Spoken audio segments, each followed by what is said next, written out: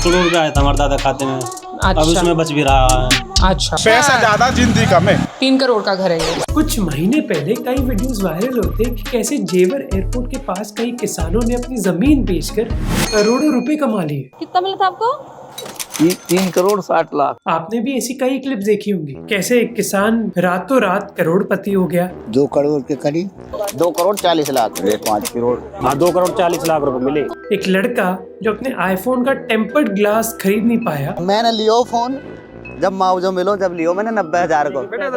अब डिस्प्ले के पैसे ना, टेम्पर डलवाने के पैसे ना, खत्म हो गए, कहाँ करूँ। या फिर वो करोड़पति जो अभी भी रिक्शा चलाता है। तो कितना मिला? मिल गो 1 करोड़। 1 करोड़? और वो ऐसे बता रहे हो आप? इन वीडियो क्लिप्स में दिखाया कि कैसे कुछ लोग सडनली करोड़पति हो गए और उनका क्या लाइफस्टाइल क्रेजी हो गया। और ये सब सच है। जो करोड़ों की बात हो रही है वो सच है, जो गाड़ियों की बात हो रही है वो भी सच है, और घरों की बात तो कुछ और है, वो एकदम ही अनरियल है और वो भी सच है। अब हमें ये सारी चीजें मिली जब हम जेवर गए।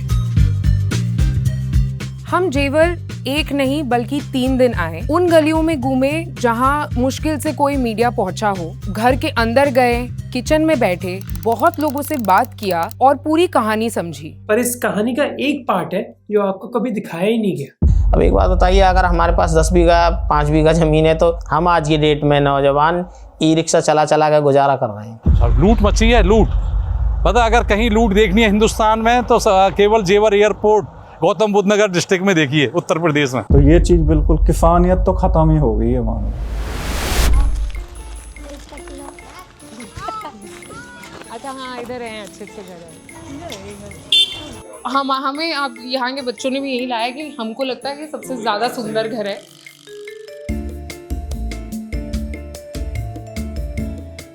और हम भी मानते हैं ये बात। चप्पल उतारना चाहिए क्या? This is a complete house. Marble and all, बहुत ऐसे प्यारा सा मार्बल लगा रखा है, सब कुछ सुंदर सुंदर बना रखा है। इस घर का इंटीरियर 3 करोड़ का है। कितना थोड़ा, फिर भी आपने इसका आधा रखा था पैसा। 1 लाख रुपए ही करेंगे। 1 करोड़ ही। 1 करोड़, 1 का 3 करोड़ हो गया। घर में हमेशा हो जाता है ऐसे। तो आपको इधर ज्यादा भी मन लग रहा है कि गांव की याद आती है?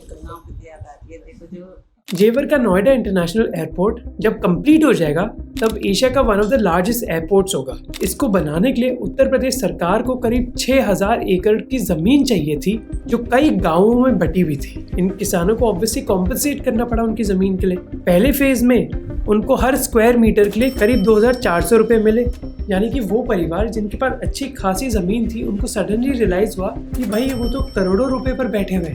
पैसे मिलने के बाद इस रीसेटलमेंट कॉलोनी में रीलोकेट कर दिया गया जहाँ हर परिवार को 50 स्क्वायर मीटर की जमीन मिली। तो अब इमेजिन करो, आपकी एग्रीकल्चर जमीन अब बिक गई है, आपको रीलोकेट कर दिया गया और इसके साथ आपके पास करोड़ों रुपए है। So how do you live a life ऐसे?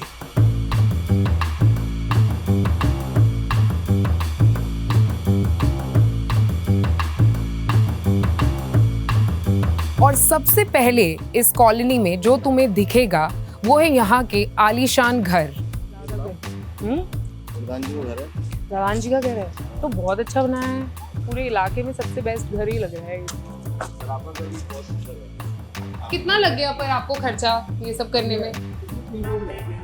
3 करोड़ का घर है ये।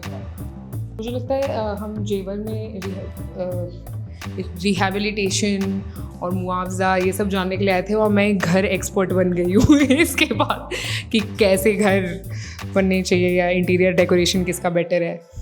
तो पैसे मिलने के बाद ज़्यादातर फार्मर्स ने यहाँ पर आलीशान घर बनाए और कुछ लोगों के इसके पीछे बहुत इमोशनल रीजंस भी थे। शादियों का आई थी, झोपड़ी थी, मगर जेवर चीज बहुत थी। हाँ, तो एक शौक था कि कभी हम घर बनाएंगे बढ़िया।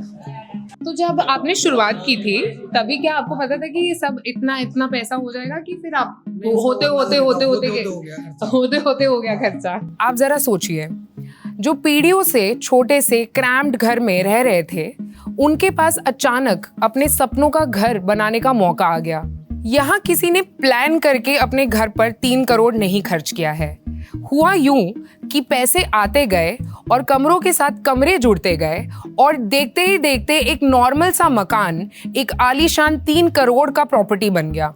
और इसी वजह से यहाँ पर ज्यादातर घर एक घर के बजाय एक स्टेटमेंट की तरह दिखता है, क्योंकि सब शायद ये कहना चाहते थे कि हमने भी कुछ आलीशान और सुंदर बनाया है। यहाँ जो दूसरी चीज आप नोटिस करोगे वो है गाड़ियाँ, स्पेशली SUVs। और सब यंग लोग ही दिख रहे हैं चलाते हुए ना। 11 तारीख में शादी हुई डिफेंडर से, डिफेंडर ही बताओ 25 डिफेंडर आज ये अभी हाल ही में हुई है शादी, खरीदी है सबने। 10-20 घरों को छोड़कर हर घर में गाड़ी। और यंगर जनरेशन इस बदलाव से सबसे ज्यादा खुश है। हमें यहाँ पर बुलाकर बताया गया कि ये इस कॉलोनी के सबसे फेमस आदमी हैं। हमारी कॉलोनी के अंदर सबसे पॉपुलर जो आदमी है ना ये है। रिक्शा क्यों चला रहे हो आपने, फिर कहीं और इन्वेस्ट किया इसके अलावा और क्या? घर बना लियो जी, घर में करेटा ले रखी है, रिक्शा चला रहे हैं बचपन को शौक। पर ये 2 करेटा भी खरीदा आपने। हाँ, आपको वो गाड़ी का भी खरीदी। शौक है, लेकिन आपको ये रिक्शा चलाना पसंद है। देखो जी हम मेहनत करके खा रहे हैं। ये वायरल वीडियो वाले रिक्शा ड्राइवर है, इनको 1-1.5 करोड़ रुपए मिला है। घर में 2 क्रेटा गाड़ी खड़ी है, शॉप से रेंट भी आता है, पर ये रिक्शा चलाते हैं क्योंकि इन्हें ये करना पसंद है। पैसा ज्यादा जिंदगी कम है, अब नहीं बता रहा हूँ।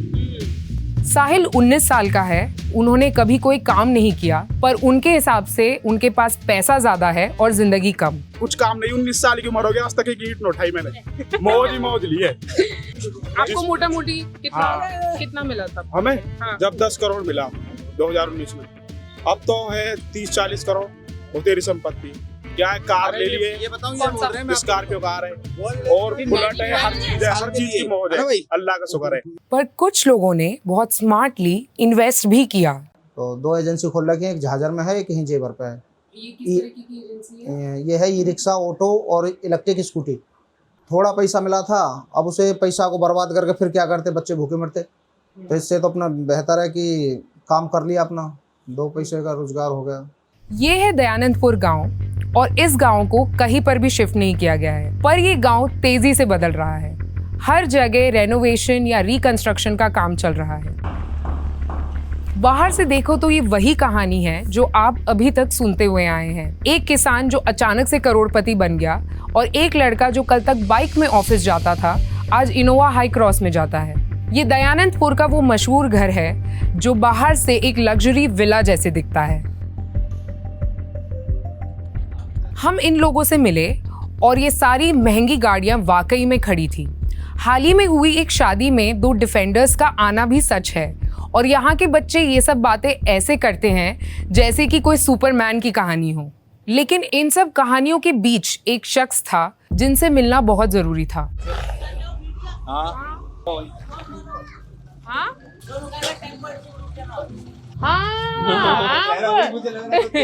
तो आप तो फेमस हो गए उसके बाद। जब मुआवजा मिलो जब लियो मैंने 90,000 को। अब डिस्प्ले के पैसे ना, टेम्पर डलवाने के पैसे ना, खत्म हो गए, कहाँ करूँ, मजबूरी में चला रहा हूँ। यही देख, ए देख। टेम्पर बदला कि नहीं आपने, पहले तो ये बताइए। फोन ही बदल लिए। अभी कौन सा फोन है? कोई भी नहीं है। फिर नया फोन ही नहीं खरीदा आपने? मीडिया वाला आ गए, उन्होंने वो भी तोड़ दिया। ये फेमस हुए थे इस वीडियो से और अब ये 17 प्रो खरीदने जा रहे हैं। अरे ये वाला तो वही घर है। 3 करोड़ यहाँ में लगा दियो बच्चों का में मकान देखो, 3 करोड़ यहाँ में लगा दियो। मुझे लग रहा है हम वायरल इलाके में आ गए हैं जहाँ पर हर इंसान यहाँ का वायरल हुआ। नमस्ते। अभी तो मिले थे ना आप ही क्या कर रही है? अच्छा, ये वायरल क्लिप ने उन्हें एक मीम, एक जोक बना दिया था, पर असली कहानी इस वायरल क्लिप से बहुत ज्यादा कॉम्प्लेक्स थी। अब जमीन का पैसा आता है, कितने दिन चलता है? 1 साल का गेहूं ही हो पाता है साल भर के लिए। साल भर के लिए गेहूं से अनाज ही हो पाता है सर। वो बस उससे क्या करेंगे? शादी ब्याह, हारी बीमारी, सब कुछ। पैसा जो मिला था इन हवेलियों में लगा दिया, कोठियों में। अब कई परिवारों के लिए ये करोड़ों रुपए एक स्टार्ट नहीं थी, बल्कि उनका एंड था, क्योंकि उन्होंने पैसे ही खर्च कर दिए। या तो घर खरीद ले या फिर गाड़ियाँ। और उनके पास अब ना इनकम है ना जमीन, और कईयों के पास तो कोई नौकरी भी नहीं है। अब कई परिवारों के पास पहले ही अच्छा खासा पैसा था तो उनकी जिंदगी इतनी बदली नहीं, पर कई लोगों ने तो इतना कैश अपनी जिंदगी में कभी देखा ही नहीं था। हमारे मुआवजे के बाद बहुत बढ़िया जिंदगी सुधर गई, मौज आ गई। कैसे कैसे कैसे कैसे बताओ। हमने जो शौक मौज है ना, जो हमारे यार टाइम जो चाहिए हमें, यार टाइम 18 साल के बच्चे की बुलेट शौक हो गए, बुलेट है अपने घर में, 2-2 3 बुलेट ठाड़ी है, 10-5 दिन जो हमारी स्कॉर्पियो वो भी आ जाएगी, फिर स्कॉर्पियो में घूमेंगे। हम स्कॉर्पियो में घूमेंगे, मजे आ गए मुआवजे मिलने के बाद। यंग लोग तो मौज में थे जबकि बुजुर्ग लोग मायूस थे क्योंकि उन सभी का पैसा खत्म होने वाला था। और यही कहानी है जो आपको कई लोगों ने बताई नहीं। सबको जब पैसा जो मिला था इन हवेलियों में लगा दिया, कोठियों में, उसके बाद पब्लिक क्या करेगी। बहुत से लोग हैं कि भाई हमने तो स्कॉर्पियो ले ली, फला ले ली, वो अस्थायी है, स्थायी नहीं है पैसा। ये है वीरेंद्र सिंह, उम्र करीब 35 साल, एक ऐसी उम्र जहाँ उनको नौकरी करनी चाहिए पर अभी वो बेरोजगार है। तो अनएम्प्लॉयमेंट है, रोजगार तो कुछ है नहीं। गांव के लोग तो खेती पर डिपेंड करते हैं ना। ये है रोही गांव से, पर अभी रह रहे हैं इस रीसेटलमेंट कॉलोनी में। उनको अपनी जमीन के लिए पैसा तो मिला पर खुद कहते हैं कि ये पैसा खत्म होने वाला है। तो गांव में किसी पे 5 बीघे जमीन थी, 5 बीघे की जमीन का पैसा कितना आया? 1 करोड़ रुपया। 1 करोड़ रुपया आने के बाद में लोग मुआवजा मिला, गाड़ी ले ली, वो ले लिया, मकान बना दिया, मकान बन के पैसे खत्म। वो कह रहे हैं कि भाई यहाँ पे ये विकास हो रहा है, हमारा तो विकास नहीं हुआ, हमारा तो विनाश हुआ है। कौन सा शब्द यूज किया? विनाश। एक बहुत स्ट्रॉन्ग शब्द है। जब रीसेटलमेंट का प्रपोजल उनको दिया गया तो वो इस प्रपोजल के बारे में दुखी नहीं थे, पर आज अपने दोस्तों के साथ वो बस पत्ते खेलते हैं। जमीनी हकीकत वही है कि यहाँ पे जॉब नहीं है, दी नहीं है जो देनी चाहिए थी इनको। जैसे हम लोगों के, हमारे माता पिता, हमारे बड़े बुजुर्गों की सब ज़मीन इन्होंने ली है, उसके अनुसार ये हमें नौकरी नहीं दे रहे हैं। हमारे बच्चे और हमारा जीवन यापन कैसे कर पाएंगे, ये हमको इन्होंने लटका दिया है, नौकरी के नाम पे झांसा दे के लटका दिया है। अब हम नौकरी के वादों के बारे में तो थोड़ी देर में बात करेंगे, पर आपको ये समझना होगा कि ये परिवाना खानदानी किसान है। उनके लिए ज़मीन बस एक एसेट नहीं है, उनकी नौकरी भी है। पर क्योंकि अब ये ज़मीन चली गई, कई लोगों को रियलाइज़ हो रहा है कि ज़मीन की एक्चुअली कीमत होती क्या है। तो आपने वीडियो क्लिप्स देखे हैं उन लोगों के जिन्होंने बहुत बड़े बड़े घर बना दिए, पर ये सबकी सच्चाई नहीं है। गांव में जमींदार कितने होते हैं? 2% या 1% मुश्किल से 50-100 बीघे वाले कितने किसान होते हैं हर गांव में? वायरल वीडियोस जो आपने देखे हैं वो बस टॉप 1-2% लोगों की सच्चाई दिखाते हैं, जिनके पास बड़ी ज़मीनें थी। दूसरे लोगों के पास तो बस 1-2 बीघा की ही ज़मीन थी, और ये लोग अब सोच रहे हैं कि भाई हमें ढंग का मुआवजा मिला भी या नहीं। जब सरकार पब्लिक पर्पसेस के लिए लैंड एक्वायर करती है, तब रूरल एरियाज में एग्रीकल्चरल लैंड का मार्केट रेट से 4 गुना और अर्बन एरियाज में मार्केट रेट का 2 गुना कॉम्पेंसेशन देती है। जेवर एक रूरल एरिया है और 93% इनकम यहाँ फार्मिंग से आती है, तो इसके हिसाब से जेवर के किसानों को 4 गुना वैल्यू मिला होगा, राइट? रॉन्ग। जेवर में एयरपोर्ट के लिए लैंड एक्विजिशन 4 फेजेस में हुआ। फेज 1 एक्विजिशन के पहले 2015 में यूपी सरकार ने जेवर के पास जो 8 गांव थे उनको अर्बन क्लासिफाई कर दिया। इसमें ना कोई अनाउंसमेंट थी, ना कोई न्यूज़पेपर नोटिस।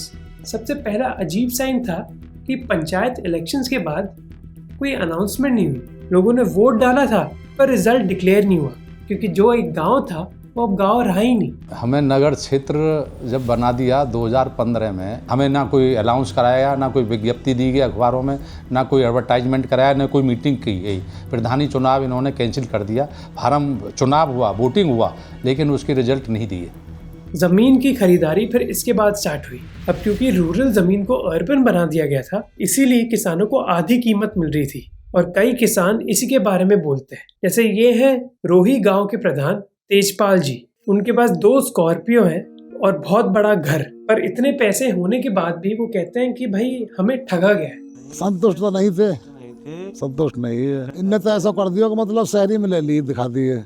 कई छोटे किसानों का भी यही मानना है। 4 गुना ना देना पड़े, इसके लिए उन्होंने पहले गाँव को शहरी घोषित किया, क्योंकि यूपी में उस टाइम फुल उसकी सरकार थी, पूर्ण बहुमत की, तो इन्होंने राज्यपाल से भी उसको पास करा लिया शहरीकरण को।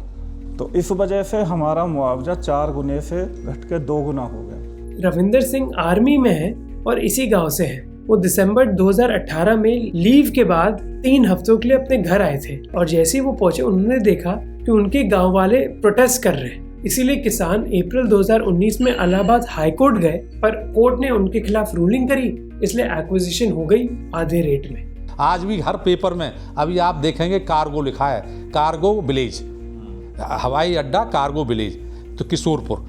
अब ये सब आज भी जब विलेज में है, हम 4 गुना मिलना चाहिए, हमारी कीमत 4 गुना हो गई सब।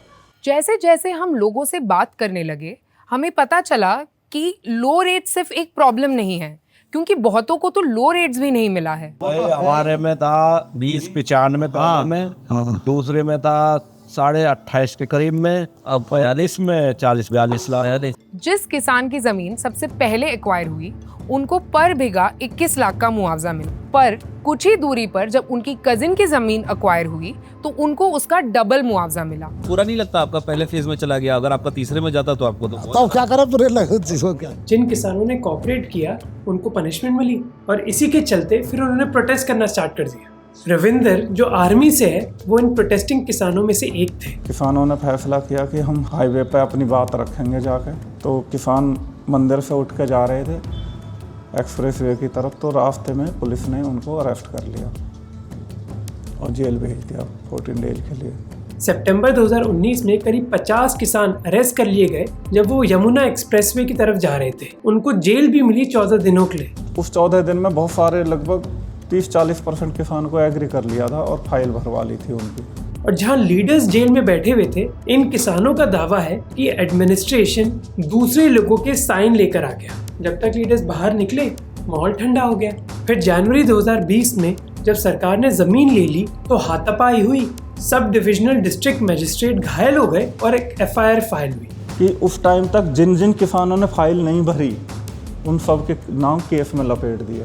FIR में 34 लोगों का नाम था जो वो किसान थे जिन्होंने अभी भी साइन नहीं किया था। और ईंट मारने वाले लड़के सारे भाग गए, उनको आज तक पुलिस ने नहीं ढूंढा। रविंदर कहते हैं कि जिन्होंने पत्थरबाजी करी उनको तो कभी ट्रेस ही नहीं किया गया। 6 साल हो गए और ये केस अभी भी कोर्ट में चल रहा है। 2 अक्यूज की तो मौत भी हो गई सुनवाई की वेट करते करते। जमीन देने के बाद किसानों ने उनकी उम्मीद एक और प्रॉमिस पर टिकाई, वो थी नौकरी। पर जब हम किसी एक वीक डे में दोपहर के वक्त इस कॉलोनी में गए तो वहाँ के यंग लोग बैठे हुए दिखाई दिए। बाहर से देखो तो लगता है जिंदगी एकदम सेट है, पर यहाँ पर बहुत लोग बेरोजगार हैं। 18 साल के बच्चे की बुलेट शौक हो गए।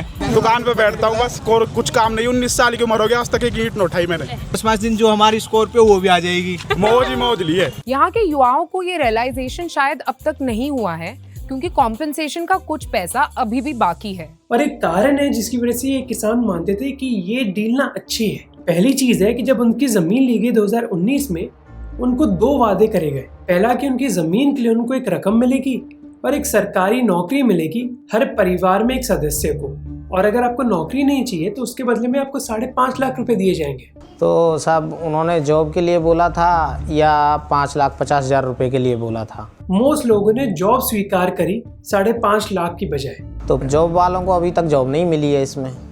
वो कभी कभी अपना आके यहाँ पे उन्होंने कई बार धरना भी दिया है हम जैसे भाइयों ने। यह है अनिल कुमार किशोरपुर से। जब इनको मुआवजा मिला तब वो 18 साल के थे और अब ये 25 साल के हैं। उस टाइम पे तो हमको ये भरोसा था कि गवर्नमेंट जॉब देंगे योग्यता अनुसार, जो जितना पढ़ा लिखा है उसको उसी के हिसाब से नौकरी मिलेगी, लेकिन इन्होंने तो खेल बदल दिया।